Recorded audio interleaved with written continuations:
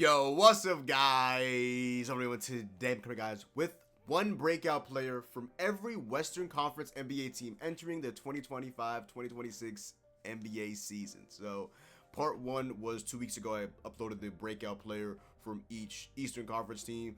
Not gonna lie, my brain has all been on NFL and MLB, so I am a tick late. If I'm a tick off, give me some grace. Links to both my NFL and MLB channels is in the description box down below, as well as my Playback. I've been streaming every single game for the most part.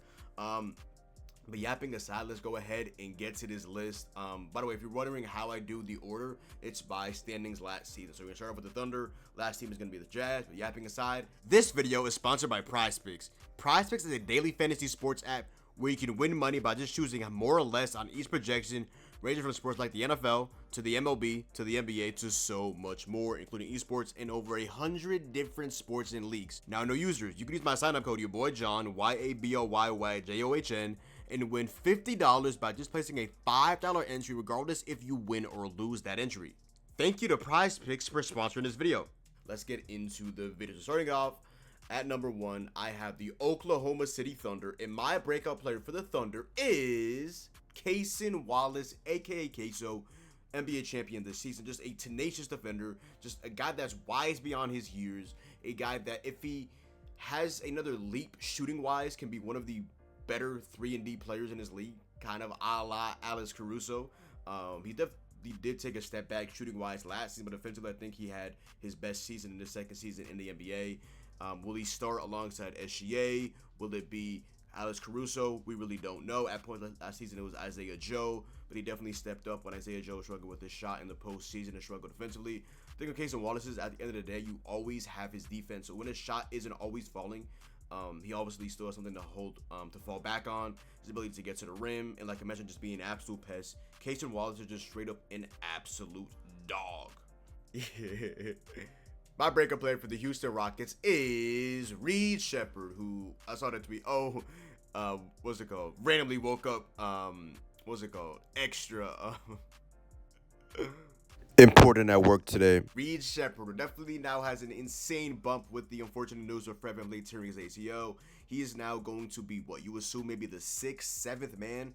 Obviously, a guy that has had this in the past. Obviously, having a great season at Kentucky, but playing off the bench with obviously behind Coach Calipari. He is really a point guard, shooting guard hybrid. Last season he struggled with his shot, had a lot of time in the G League in the first half. Second half came on. He has his defensive deficiencies, but they need to reach Sheppard. They obviously didn't want to include him in the Kevin Durant trade. They didn't want to include him in any offseason trades. They obviously think the world of him. They drafted him extremely high for a reason. The potential is there, obviously, as a shooter. But let's see what's in store for Reed Sheppard. This is a guy that I did like coming out of Kentucky. He's had his moments in the G League. He's had his moments in the regular season. If the three-point shot is there, good. But again, with the defensive deficiencies, the potential height deficiencies, he needs to take a playmaking leap. There's a lot of things like banking for Reed Sheppard this season, but he obviously has the talent, especially three-point shooting wise. If Reed Sheppard once again is a below-average three-point shooter, I will be stunned. They obviously again think the world of him.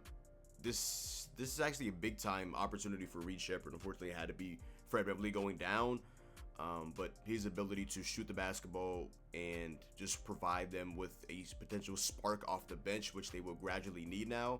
They have depth, but Reed Sheppard obviously at the peak of his powers is obviously the best option for the Houston Rockets here. So hopefully they makes the most out of his opportunity.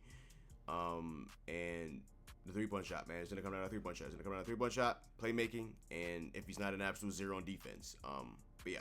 My breakout player for the Lakers is Jake LaRavia. Now, Jake LaRavia is basically the DFS replacement. Unfortunately, he's just not the defender that DFS is, but I think he is a better three-point shooter. Obviously, we know he's 6'7". He obviously started off with the Memphis Grizzlies and then moved on traded-wise to the Kings last season at the trade deadline. He's a really good shooter. He potentially might have some starting capabilities. I mean, obviously the better defender than Rui Hachimura, which obviously Lakers fans know Rui isn't really known for his defense at all. He's really known for his mid-range shooting, three-point shooting, and just size. He's a brolic player. But Jake LaRavia is a very interesting guy, to be quite frank. Obviously, they get a lot of double teams with Luka Doncic and LeBron James. LaRavia in the corners, above the break, top of the key. He's definitely a marksman. I think he can have a pretty good season. Lakers fans don't want to hear this, but number 12 Lakers marksman Taurean Prince don't want to bring those heinous discussions onto the Lakers. But hey, marksman gonna be having a lot of open opportunities. Can make the most out of them. Will he be one of the guys that just head to the Lakers and forget to shoot? We will find out. But Jake LaRivia has size. He's not a bad defender. He's just gonna have a lot of wide open opportunities. Let's see if he can make the most out of them with the LA Lakers. My breakout player for the Denver Nuggets is none other than Christian Braun, who's now entering a contract season. I saw rumors recently of somewhere in that range, potentially being like $25 to $30 million AAV. You would assume like over like 3 to 4 years, but they haven't come to, agreement on that contract. But around that amount wouldn't make sense for a guy like Christian Braun, who's gotten better, feels like every single year in the NBA. You obviously know he's a really good defender. He's three-point shot. It feels like it's improving every single season. We're seeing some shot creation. We're seeing his ability to get to the rim. We're just seeing a really high energy player that can knock down threes, that works well with Nikola Jokic. Obviously, I mean, who doesn't work well with Nikola Jokic? They obviously traded away MPJ, brought in Cameron Johnson in the offseason. This is a big time year for Christian Braun. Let's see what happens in terms of his contract. But again, like I mentioned with Jake LaRivia, he'll have wide open shots, but he can actually create his own shot. He can get to the rim. He has a pretty good mid-range jump shot as well. He's trying to orchestrate into his game more so. Some shot creation, like I mentioned in the video last with DeAndre Hunter, mid-range shot creation, ability to get to the rim, and just being another one of these pests defensively.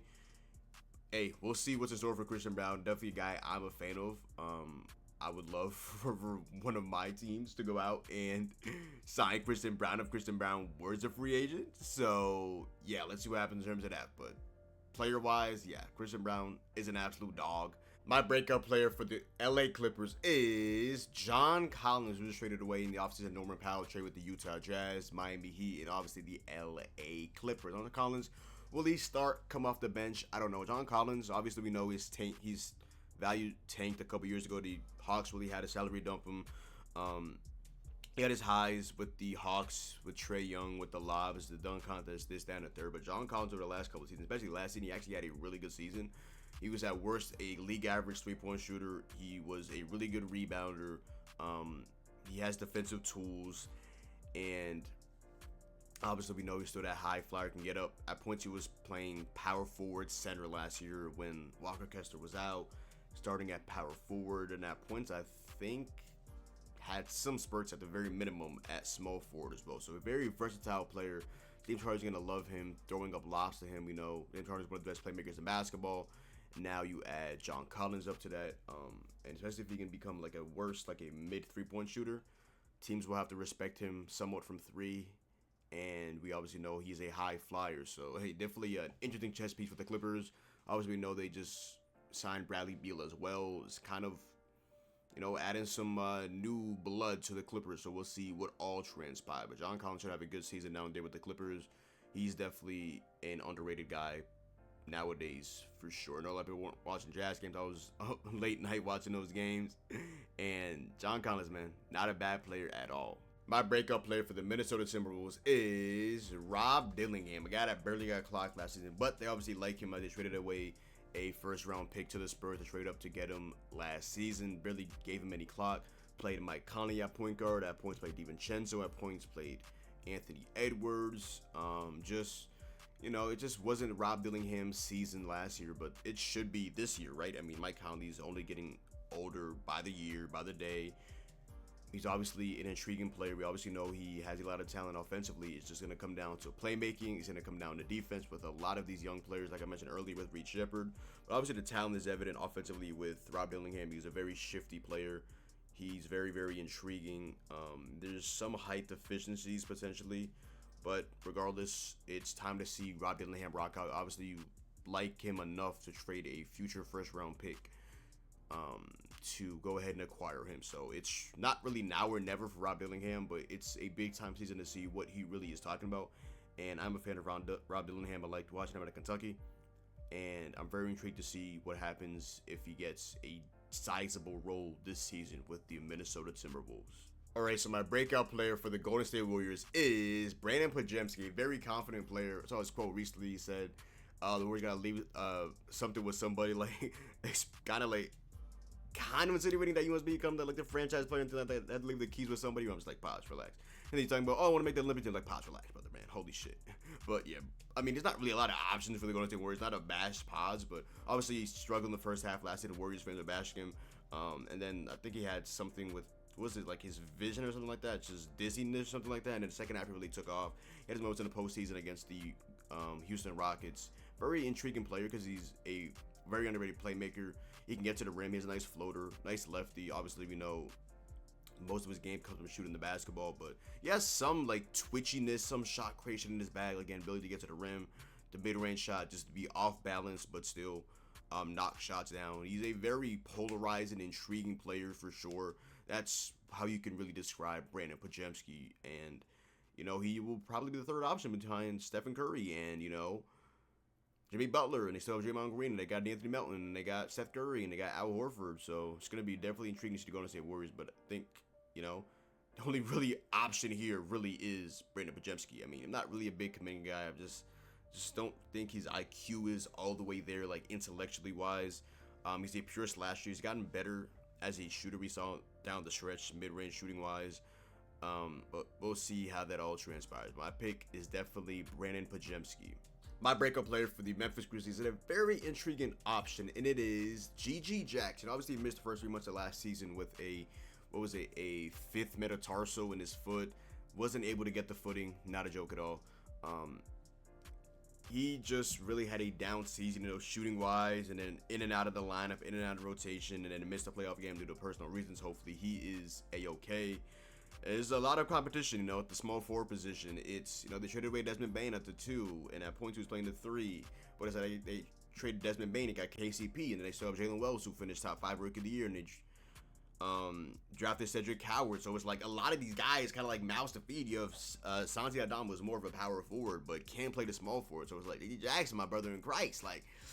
They drafted a lot of people in your positional range, so it's like, damn, like it's time to break out, my boy. Obviously, like what I see out of him his rookie season, he's a lot of energy, bundle of energy. Obviously, we saw him at South Carolina, he had a lot of hype, second round pick, dealt with some stuff at South Carolina, and then he came off the scene like 30-point games, 40-point games, talking shit to Curry. It's like, oh, I had to do this against the Warriors against Curry because he uninvited me or something like that to his camp, and I took that personal, like. Bro, G.G. Jackson is a dog. I really want to see him get back to this in his 3rd season in the NBA. Obviously, we know he started off hot in the first year of his career, and then 2nd year, a lot of injuries.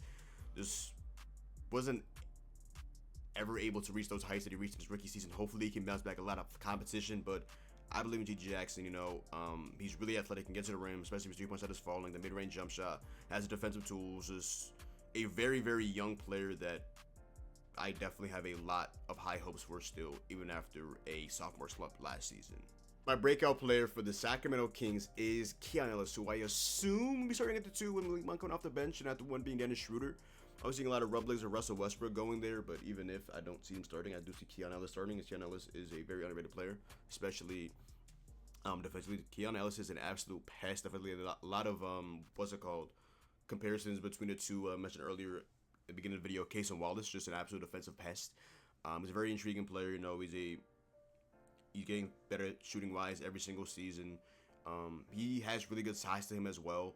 We'll definitely be intrigued to see what happens with Keon Ellis. They have another interesting player on that team as well. Providence legend Devin Carter, another one of these supposed to be 3-and-D guys. Especially the last season of Carter's career at Providence College, aka PC. Go Friars, go Friars. But yeah, Keon Ellis, man, he's in a prime position.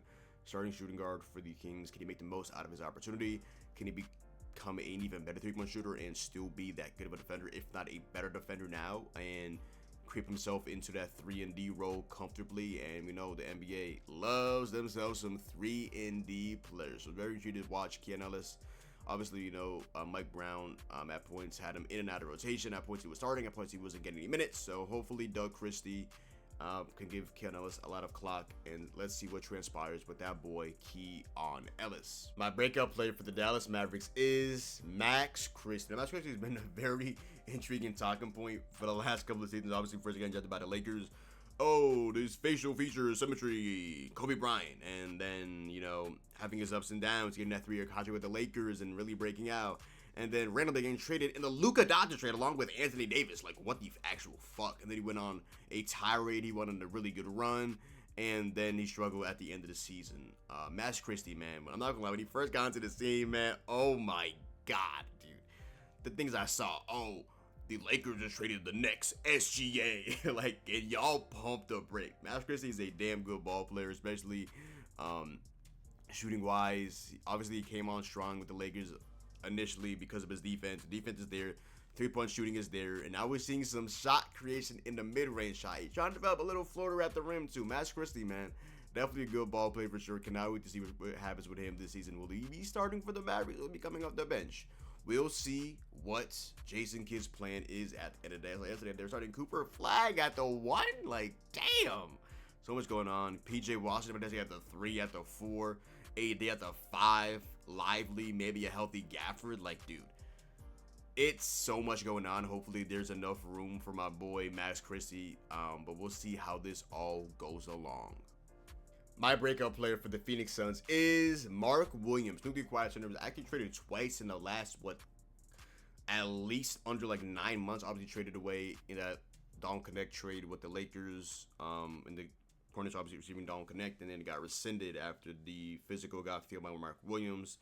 And then they went on this whole tirade, and obviously they were going to end up trading away Mark Williams as the situation was definitely broken. But Mark Williams is a very intriguing guy. You know, before he got injured, he had this stretch with the Hornets where he was comfortably in top 10 center discussions, a really good rebounder. He was averaging like 20 over this like 15 to 20 game stretch. And I'm like, damn, Mark Williams, man, he's actually hooping his ass off for sure. Only thing with Mark Williams is obviously prematurely there is injuries, back especially. It can get really bad at points, but Mark Williams, outside of the injuries, is actually a damn good ball player. He can definitely get himself back into those top 10 center discussions. We obviously know he's a really good shot blocker, but it's not just defense isn't just shot blocking, so he still has some deficiencies defensively. Like, the Hornets are always like one of the worst teams against opposing starting centers, and you obviously can't say that without discrediting Mark Williams defensively. So yeah, he's a really good shot blocker, which we know. He's a good lob threat. He's honestly not a bad free throw shooter at all. Playmaking wise, he's actually very underrated, but he definitely needs to improve defensively and not just as a shot blocker. So definitely intrigued to see what Mark Williams does. Obviously, his backup, he's gonna be a nice vet to Kaman Malawach out of Duke.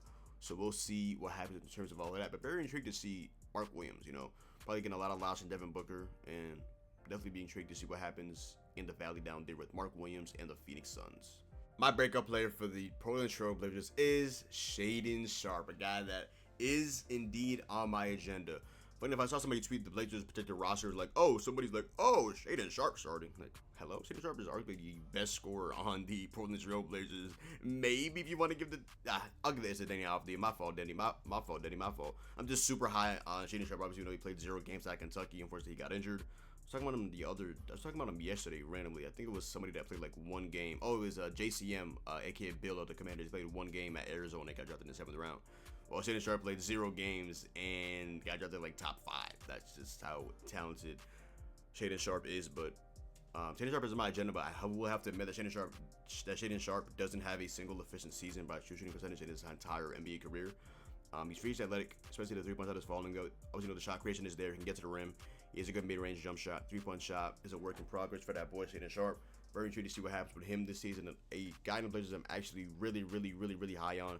Seeing some potential extension talks, talking about like 25-30 a year for like a 4-year deal. Definitely intrigued to see what happens with Shaedon Sharpe. Breakout season incoming, and talk soon. My breakout player for the San Antonio Spurs is a guy I've been saying he's gonna break out for a couple seasons, and unfortunately just hasn't. And it is Devin Vassell. Now, Devin Vassell is a very intriguing player. You know, he dealt with an injury last season as well, kind of like J.G. Jackson. Missed the first, couple of months of the season off the top of my head with that foot surgery. Ended up coming in and just was not the Devin Vassell you kind of expected him to take a leap, and unfortunately just wasn't there. You know, he obviously had his moments. Remember that 1 game he had against the Lakers on ESPN? That was a phenomenal performance. But the highs and lows of Devin Vassell, you know, they gave him an absolute bag. He's obviously a really good mid-range shooter, and he's supposed to be easily the best 3-point shooter on the Spurs, which obviously, off the top of my head, he wasn't, because that was Harrison Barnes. But they'll definitely need a lot of spacing in this starting 5, and I think Devin Vassell will give them that. I'm expecting a close to 18 points a game from Devin Vassell. I'm expecting him shooting 37% from 3 at the very minimum. And I'm just expecting a lot of mid-range jump shots from Devin Vassell because we know he's absolutely money from the mid-range. But yeah, the starting lineup for the Spurs is going to be, off the top of my head, what? De'Aaron Fox is obviously injured right now currently. De'Aaron Fox, Stephon Castle with the 2024 Rookie of the Year. Small forward, Devin Vassell. At the power forward, I honestly don't know. Do they go Wemby at the 4, Cornette at the 5? Did they go Harrison Barnes at the 4, Wemby at the 5? Did they go Jormy Sohan? I saw my dog flipped up, but Maya Mills literally going crazy. And him, Wemby at the 5. I don't know what's going to transpire with the San Antonio Spurs, but it's a lot of intriguing options for now full-time head coach Mitch Johnson to go ahead and see what lineup works the best. But yeah, Devin Vassell, brother, you know, is this year 2 of his contract? Devin Vassell, my brother in Christ. If you're averaging less than 18 points a game and your efficiency isn't good, like it wasn't as good as you expected it to be last season, unfortunately, brother in Christ, we will be having those discussions, and they will not be positive.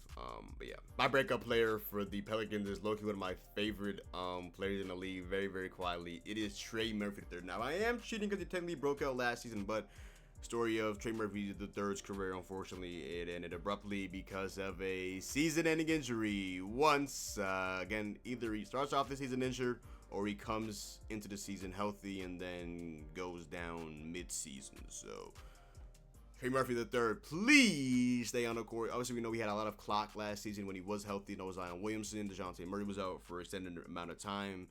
So, we had a lot of shots. It did make the most out of it. Now, his efficiency did go down, which you would expect at points with having a larger role, efficiency going down. But this isn't a guy that I'm really too worried about efficiency-wise. We obviously know he has limited range. His ability to get to the rim is very, very athletic. Remember him in that dunk contest. And he also does have a good mid-range jump shot as well. One thing you could see him improve on, like I mentioned earlier with Shaedon, not with Shaedon, but with Reed Shepherd, maybe potentially improving as a playmaker. You can never have enough playmakers on your team. Maybe take some notes from Brandon Ingram, who's very, very underrated playmaking-wise. Obviously, former teammate now in the Toronto Raptors. And then maybe he has the defensive tools, but he's not as up there defensively as I think he really could be, potentially. I think he say that same thing himself right there.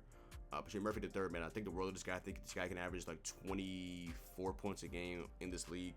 This guy can be shooting over like 46% from the field, shooting upwards of 40% from 3, especially in a it's going to be a very interesting team, man. Zion Williams can stay healthy. DeJounte Murray coming back from that injury. Drafted Jeremiah Fear. Drafted Derek Queens. Very intrigued. Very intriguing to see what the Pelicans land. I'll never give up on the Pelicans. They still got Willie Green. They traded for Jordan Poole. Traded away CJ McCollum. It's a lot going down there in Houston. And damn, I'm fried. It's a lot going down there in New Orleans, and I'm very intrigued to see what happens with that boy Trey Murphy III. But he definitely should have an extended amount of a breakout campaign for the New Orleans Pelicans this season. My breakout player for the Jazz, last but not least, is a very, I think, popular pick for the Utah Jazz. I'm not gonna lie, I'm feeling like a lot of players in the Jazz, but yapping aside, let's get into it. It is Bryce Sensabaugh. Obviously, we knew Bryce Sensabaugh coming out of Ohio State. The man can stroke it. Pause. Bryce Sensabaugh had a really good both summer league, and I've been hearing he's been pretty good in the preseason as well. We obviously know he's an absolute marksman. He has a really unique build, to be quite frank. His ability to get to the rim, mid-range jump shot, the 3-point shot, just a very intriguing player. Very intrigued to see what happens with him. Like I mentioned, I like a lot of players on Jazz, especially like Walker Kessler. I'm extremely high on him. I like Walter Clayton Jr., Ace Bailey, obviously, aka Arise Bailey. He's been going off in preseason. Shout out to him. Curious to see what happens in the regular season. But yeah, Bryce Sensabaugh should have a sizable role with the Utah Jazz. I know obviously have a lot of guards, but he plays the wing, so hopefully he gets even more of an extended amount of time to show his capabilities offensively. Again, I want to see, like I mentioned with Trey Murphy III, improve defensively, and again, you can never get enough playmakers in your team, so improve in terms of that as well. I mean, I'm asking the world how to Bryce Sensabaugh, but I also do like him a lot, and I do see him having a ton of potential in his league, especially as a good 3-point shooter. We know he can catch and shoot. If he can improve as a shot creator, that would be great. That would be phenomenal. That would be truly immense for the Utah Jazz's development. And yeah, he should have a good amount of opportunities, and see what happens down there in Salt Lake City for that boy Bryce Sensabaugh. But yeah, last but not least, that is it. That is my one breakout play from every Western Conference NBA team entering the 2025-2026 season. If I missed anybody you think, comment down below. Agree with me, disagree with me, comment that all down below. But yeah, we're less than a week away from the NBA season starting, man. Let's fucking go. But yeah, but other than that, yo, that is the video. So go down below, drop a like, comment down below, sub up, make sure to follow me on Twitch, Twitter, and TikTok. It's your boy John. Hopefully you guys did the video. Also follow the kid on Instagram and Playback. But like I said, other than that, yo, your boy John. I got in the video. Okay, hope you guys have a great rest of y'all day. It's your boy John, and I'm out, man. Peace.